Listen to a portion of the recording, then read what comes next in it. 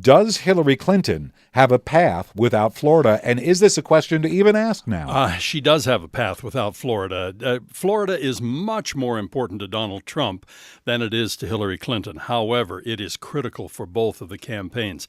Donald Trump basically has to get two major victories on the East Coast, and then the real focus will start shifting into the heartland. It'll start shifting here into the Intermountain West and even back into on the West Coast.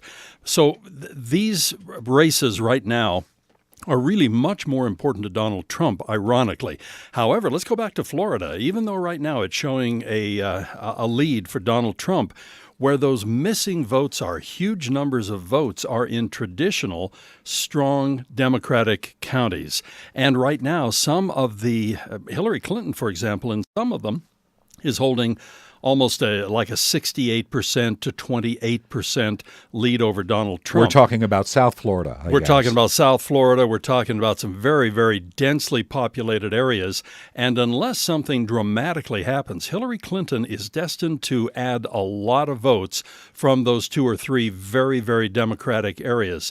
So as we get from 91% up into 97 and 98%, the question may be, can Donald Trump look around that map and see areas that he can make those kinds of numbers up if the trend continues for Hillary Clinton? And every past election, all of the polls and everything else are showing that those counties will most likely be very strong Democratic. They could be counting the votes in Florida till very, very late tonight, those last few stray votes that come in. There's always a couple. Every state has that county or two that has a rather notorious reputation for coming in late, and these counties have had that reputation in the past. However, I have to admit, I'm pretty impressed they have 91% in already. You look at Ohio, they're 31 last time I looked, 31% in Ohio. And they close about the same time, right? Yeah, they do. And so if Donald Trump, for example, could win, Florida or Pennsylvania, that could be significant. This night is not going to end early. Doug Wright will be along after 7 o'clock